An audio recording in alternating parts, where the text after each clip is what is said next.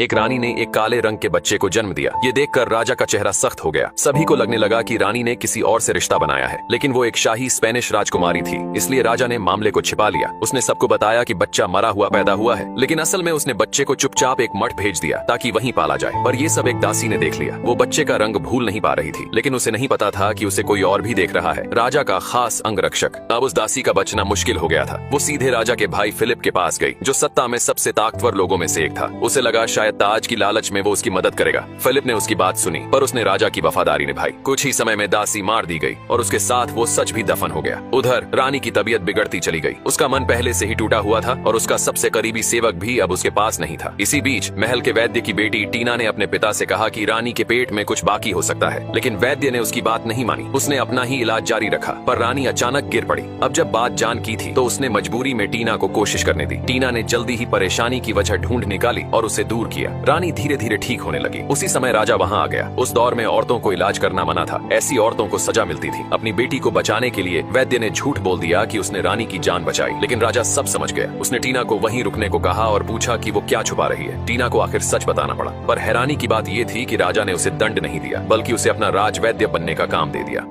एक आदमी अपनी मरी हुई बीवी को अचानक अपने सामने देखता है। पहले तो उसे लगता है कि वो सपना देख रहा है, लेकिन हैरानी की बात ये थी कि वो औरत उसे और उसके बेटे को पहचान ही नहीं पा रही थी। बेटे से रहा नहीं गया, वो सीधा उसे घर ले आया। लेकिन घर पहुंचते ही वो औरत चारों तरफ ऐसे देखने लगी जैसे उसने ये घर कभी देखा ही ना हो। उसने आदमी से पूछा, क्या मैं वाकई इतने गंदे घर में रहती थी? अब बाप बेटे दोनों चुप हो जाते हैं, फिर आंखों ही आंखों में एक झूठी कहानी गढ़ लेते हैं। वो औरत को बताते हैं कि एक बार आसमान से पत्थर गिरा और उसके सिर पर लगा, जिससे उसकी याददाश्त चली गई। औरत इस झूठ पर यकीन कर लेती है। बीवी की वापसी से आदमी अंदर ही अंदर टूट जाता है। उसे यकीन ही नहीं होता कि जो हो रहा है वो सच है। उसी